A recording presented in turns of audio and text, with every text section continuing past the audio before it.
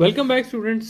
और अब Coulomb's law का मैग्नीट्यूड ऑफ फोर्स पढ़ने के बाद अब जो हम शुरू करने लगे हैं वो है हमारे पास vectorial form of Coulomb's law.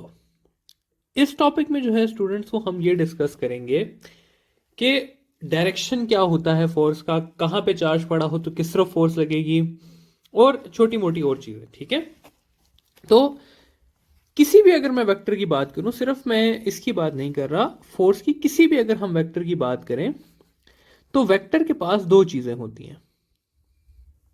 Vector के पास एक उसका मैग्नीट्यूड होता है और एक उसका डायरेक्शन होता है। और अगर मैं कोई भी वेक्टर लूं तो उसको मैं इस फॉर्म में लिख सकता हूं कि वेक्टर को मैं लिख सकता हूं वेक्टर का मैग्नीट्यूड इनटू यूनिट वेक्टर। अब मैग्नीट्यूड जितना था फोर्स का वो हमने पढ़ लिया। अब हमने जो देखना है वो ये देखना है कि भाई इसकी वेक्टर फॉर्म क्या है।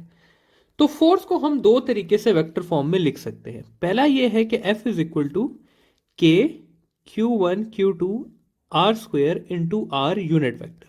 तो ये जो एरिया है ये सारा उसका मैग्नीट्यूड हो गया और मैग्नीट्यूड इंटू यूनिट वेक्टर कर दिया मैंने। तो एक ये इक्वेशन है जो कि मैं लिख सकता हूं for vector form of Coulomb's law. और दूसरी ये इक्वेशन है कि मैं इसको ऐसे भी लिख सकता हूं के Q1 Q2 r cube into r vector. ठीक है, तो ये दोनों जो है ये क्या है, vector form of Coulomb's law हैं। मूविंग ऑन, जरा से देखते हैं कि ये डायरेक्शन होता किस तरफ है। मैं कंसिडर करता हूं कि मेरे पास दो चार्जेस हैं। मैं कहता हूं ये मेरे पास Q1 है और ये जो है एक और Q2 है, लेकिन Q2 की जो साइज है वो Q1 से बड़ा है और उसका मैग्नीट्यूड क्या है, Q1 से बड़ा है। हम स्टूडेंट्स दो सिनेरियोस लेके चलते हैं। पहले सिनेरियो में मैं कहता हूं कि ये दोनों सिमिलर चार्जेस हैं, लेट्स से ये दोनों पॉजिटिव चार्जेस हैं। और दूसरे सिनेरियो में मैं ये लेके चलता हूं कि ये दोनों नेगेटिव ऑपोजिट चार्जेस हैं, यानी कि एक नेगेटिव है और एक पॉजिटिव है। अब क्या होगा कि ये दोनों जो हैं ये एक दूसरे को रिपेल करेंगे, यानी कि इसके ऊपर इस डायरेक्शन में फोर्स लगेगी जबकि इसके ऊपर जो है वो इस डायरेक्शन में फोर्स लगेगी। जबकि ये दोनों जो हैं ये एक दूसरे को अट्रैक्ट करेंगे, यानी कि इस तरह से फोर्स लगेगी। ठीक है, अब अगर मैं इसका यूनिट वेक्टर निकालने की कोशिश करूं तो इसका यूनिट वेक्टर जो है वो है टुवर्ड्स ईस्ट या राइट, और इसका यूनिट वेक्टर निकालूं तो वो है टुवर्ड्स वेस्ट। इसी तरह अगर मैं इसका यूनिट वेक्टर निकालूं तो वो है टुवर्ड्स ईस्ट, और अगर मैं इसका यूनिट वेक्टर निकालूं तो वो है टुवर्ड्स वेस्ट। यानी कि इन दोनों केसेस में हम ये देख रहे हैं कि यूनिट वेक्टर क्या कर रहे हैं, ऑपोजिटली एक्ट कर रहे हैं। ठीक है, तो इस वजह से स्टूडेंट्स हम ये बात लिखते हैं, हमेशा आपने ये बात याद रखनी है, ये सबसे ज्यादा इंपॉर्टेंट बात है।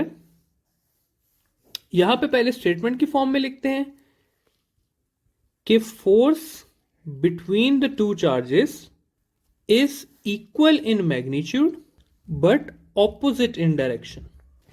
ठीक है, यानी कि अगर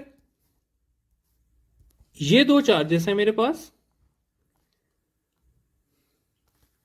इसकी फोर्स F12 है और इसकी F21 है, तो मैं क्या लिख सकता हूं, मैं दो चीजें लिख सकता हूं। सबसे पहली चीज मैं ये लिख सकता हूं कि F12 और F21 मैग्नीट्यूड में इक्वल है।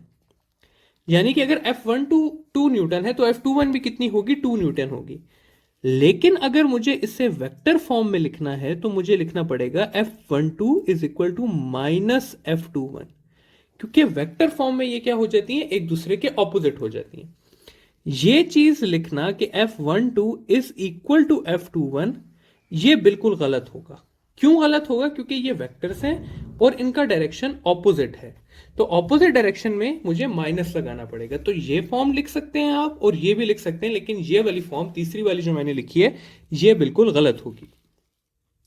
अब आगे जाते हैं, दो एमसीक्यूज डिस्कस करता हूं आपके साथ जिससे आपके ये सारे कॉन्सेप्ट क्लियर हो जाएंगे। सबसे पहला एक एमसीक्यू है कि which of the following is true. Option में आपको दे देता हूं F12 is equal to minus F21। Second option दे देता हूं F12 is equal to F21।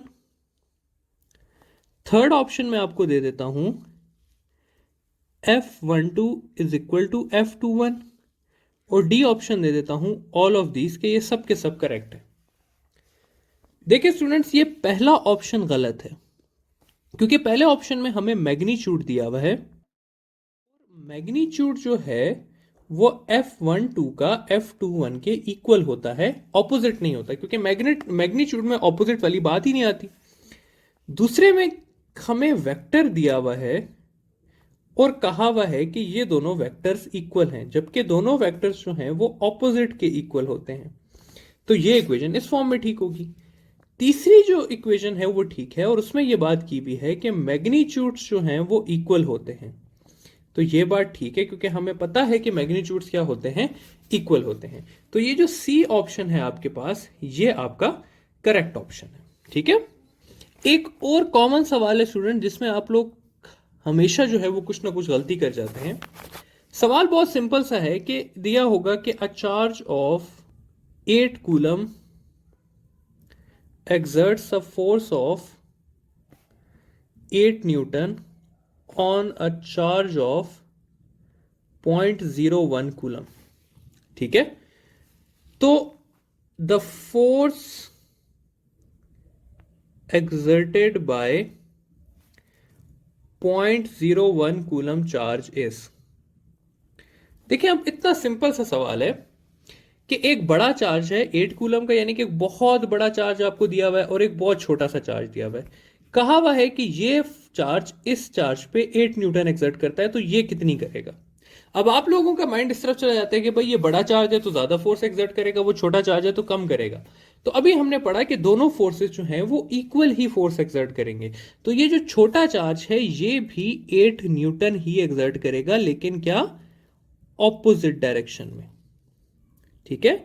तो चार्जेस के मैग्नीट्यूड से फर्क नहीं पड़ता, अगर दोनों चार्जेस इक्वल हैं तो वो इक्वल फोर्स एक्सर्ट करेंगे इररिस्पेक्टिव ऑफ देयर मैग्नीट्यूड, क्योंकि फोर्स जो है वो म्यूचुअल होती है, किसी इंडिविजुअल चार्ज की वजह से नहीं होती। मूविंग ऑन, ये जनरल इक्वेशन के सवाल करने के अब हम जाते हैं नेक्स्ट सवाल अपना करते हैं जो कि वेक्टर से ही रिलेटेड है। सवाल आपका इस तरह से आएगा कि आपके पास 3 चार्जेस हैं, 3 charges A, B and C are placed as follows.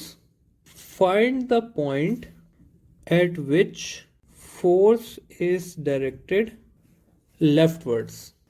जो आपको फिगर दी हुई है वो ये है कि ये आपके पास C चार्ज है, ये आपका B चार्ज है और ये आपका A चार्ज है। ए चार्ज आपको पॉजिटिव दिया हुआ है, बी चार्ज जो है वो आपको नेगेटिव दिया हुआ है और सी चार्ज जो है वो अगेन पॉजिटिव दिया हुआ है। और नीचे आपको ऑप्शंस दिए हुए हैं कि ए पे फील्ड लेफ्ट जा रही है, बी पे फील्ड लेफ्ट जा रही है, सी पे फील्ड लेफ्ट जा रही है या डी पे जो है वो आपकी फील्ड लेफ्ट जा रही है। और ई ऑप्शन है, सॉरी डी नहीं है, डी ऑप्शन है आपका ऑल ऑफ दीज, ये हर पॉइंट पे जो है वो आपकी फील्ड लेफ्ट जा रही है। देखिए स्टूडेंट्स, अब आपको इसमें सबसे पहले फोर्स फाइंड करनी होगी कि फोर्स किस तरफ डायरेक्टेड है। तो इस पॉजिटिव की फोर्स इस तरफ डायरेक्टेड है और इस नेगेटिव की, इस पॉजिटिव की तरफ इस तरफ डायरेक्टेड है, जबकि इस पॉजिटिव की जो फोर्स है वो इस तरफ डायरेक्टेड है और इसकी ये जो फोर्स है ये इस तरफ डायरेक्टेड है और ये जो फील्ड है इसकी वो इस तरफ भी जा रही है। ठीक है। तो अब अगर आप देखें तो ए पे जो फील्ड है यहां पर इस पॉइंट पे, तो ये लेफ्ट की तरफ जा रही है। इसी तरह बी पे जो इस पॉइंट की फील्ड है वो भी किस तरफ जा रही है, लेफ्ट की तरफ जा रही है। और सी की भी इस पॉइंट पे फील्ड जो है वो किधर जा रही है, लेफ्ट की तरफ जा रही है। ठीक है। तो इन तीनों पॉइंट्स पे क्या है, लेफ्ट की तरफ जा रही है। तो हम लिख देंगे कि all of these, her point पे कहीं ना कहीं फील्ड जो है वो आपके पास लेफ्ट जा रही है। इसी तरह स्टूडेंट जितने भी आपके पास डायग्राम के सवाल आते हैं आपने इसी तरह जो है उसको सॉल्व करना होता है। लेट्स से एक और सवाल मैं करता हूं कि आपके पास 3 चार्जेस हैं, 1, 2 और ये 3 चार्जेस हैं। तीनों आपके पास जो है वो लेट से इक्वल चार्जेस हैं। इसको मैं ए नाम दे देता हूं, इसको बी दे देता हूं, इसको सी दे देता हूं। और ये तीनों जो हैं ये एक इक्विलेटरल ट्राइंगल की फॉर्म में पड़े हुए हैं। ठीक है। तो ये इक्विलेटरल ट्राइंगल की फॉर्म में हमारे पास पड़े हुए। और मैं कहता हूं कि आपने बी की फोर्स का डायरेक्शन फाइंड करना है। अब देखिए स्टूडेंट्स, इस सवाल को ना सॉल्व करने के लिए क्या है कि मैं आपको ये दे देता हूं कि बी लेट से आपके पास पॉजिटिव चार्ज है, सी आपका नेगेटिव चार्ज है और ए भी जो है वो आपका पॉजिटिव चार्ज है। अब ना हमें दिया हुआ बी फाइंड करना है, लेकिन हम तीनों को फाइंड करने की कोशिश करते हैं कि भाई तीनों का जो है वो रिजल्ट किस तरफ जा रहा है हमारे पास। मैं इस तरह से कर लेता हूं कि मैं आपको कहता हूं कि बी की जो इस नेगेटिव की वजह से फोर्स है वो जा रही है इस तरफ, ये आ गई बी की force due to this negative charge C, और ए की वजह से जो उसके ऊपर फोर्स जा रही है वो जा रही है इस तरफ। तो अगर मैं इनको हेड टू टेल रूल से ऐड करूंगा तो मेरे पास जो बी की नेट फोर्स आएगी वो क्या आएगी, एक वेक्टर इस तरफ आ गया उसका, दूसरा वेक्टर उसका इस तरफ आ गया, तो जो उसके ऊपर नेट फोर्स लग रही है वो किस तरफ लग रही है, नीचे की तरफ लग रही है। तो ये जो है ये क्या है, बी की नेट फोर्स है जो कि किस तरफ है, डाउनवर्ड है। अब अगर मैं सी के ऊपर नेट फोर्स फाइंड करूं तो सी को बी जो है वो इस तरफ अट्रैक्ट कर रहा है, जबकि ए जो है वो उसको इस तरफ अट्रैक्ट कर रहा है। तो सी का अगर मैं फाइंड करना चाहूं तो सी का जो आएगा मेरे पास आंसर वो ये आएगा कि एक उसके वेक्टर इस तरफ है, दूसरा वेक्टर उसका इस तरफ है, तो उसकी जो नेट फोर्स आएगी वो इस डायरेक्शन में आएगी, यानी कि इस डायरेक्शन में आ गई। इसी तरह अगर मैं डी की फोर्स, ए की फोर्स फाइंड करना चाहूं तो ए को जो बी है वो रिपेल कर रहा है इस डायरेक्शन में, और सी जो है वो अट्रैक्ट कर रहा है इस डायरेक्शन में। ठीक है, तो अगर मैं ए की फोर्स फाइंड करना चाहूं तो ए का क्या होगा कि